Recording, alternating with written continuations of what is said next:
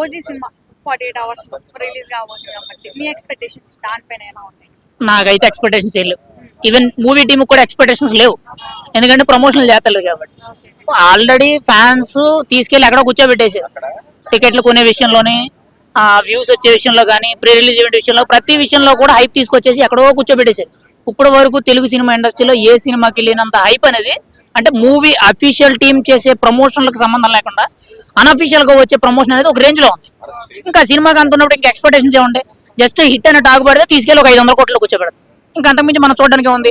పవన్ కళ్యాణ్ గారి సినిమాల్లో collection charge వచ్చిందని చూడరు, ఆయన ఫ్రేమ్ కనబడితే చాలు హ్యాపీ, ఫుల్ ఖుషి. ఇప్పుడు హరిహర వీరమల్లు చూశారు మొన్న, సినిమా స్టోరీ బాగోలేదు, కాన్సెప్ట్ బాగోలేదని ఎక్కడన్నా, కేవలం విఎఫ్ఎక్స్ బాగోలేదని ఒక్క మాట పెట్టి కొంత తొక్కారు, ఒక 60 కోట్ల నష్టం వచ్చింది.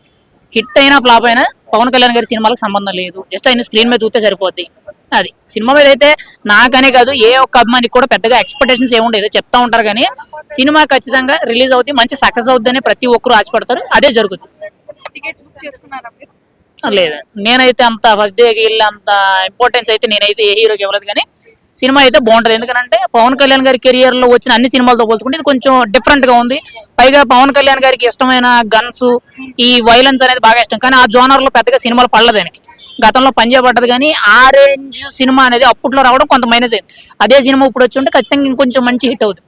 అది అయితే ఏదేమైనా కానీ ఇప్పటి వరకు అయినా ఒక 25-28 వరకు తీసినట్టున్నారు కదా, అది వాటితో పోల్చుకుంటే ఇది చాలా మంచి. ట్రైలర్ అయితే చూశాను, చాలా బాగుంది. వాళ్ళు ఏదైతే డిలే చేశారో ఆ డిలే చేసిన దానికి వీళ్ళందరినీ కూడా సాటిస్ఫై చేశారు. అంటే అందులో వచ్చే ఆ స్టోరీ మొత్తం కూడా ఖచ్చితంగా ఈ విధంగా డిపెండ్ అయి ఉంటుంది. మాఫియా బ్యాక్ డ్రాప్, అక్కడ ఉన్న ప్రజలే కానీ, లేకపోతే అక్కడ జరుగుతున్న అన్యాయాన్ని అరికట్టడానికి ప్రభుత్వం ప్రజలు కలిపి ఒక గొప్ప వ్యక్తిని తీసుకొచ్చి ఆ విలన్ ని అరికట్టడానికి తీస్తున్నట్టు కొంత సినారియో అయితే అర్థమవుతుంది. ఓవరాల్ గా ఎఫెక్ట్స్ కానీ బీజిఎం అయితే మాత్రం చాలా హైలైట్ గా ఉంది. సినిమా మొత్తానికి కూడా ట్రైలర్ ఒక ఎగ్జాంపుల్ అనే విధంగా చాలా వచ్చింది. అది నేను ఇంకా చూడలేదండి, అది నేనైతే చూడలేదు, జస్ట్ చిన్న క్లిప్ చూసాను, కానీ అదైతే నేను పూర్తిగా చూడలేదు. కానీ ఏదేమైనా సినిమా మీద అయితే మాత్రం మంచి హోప్ ఉంది, ప్రతి ఒక్కరికి హిట్ అవుద్దనే అవకాశాలు అయితే కనబడుతున్నాయి. చూద్దాం ఏం జరుగుద్ది అనేది. షేర్ చేయండి, లైక్ చేయండి, సబ్స్క్రైబ్ చేయండి. మరిన్ని వీడియోల కోసం బెల్ సింబల్ పై క్లిక్ చేయండి.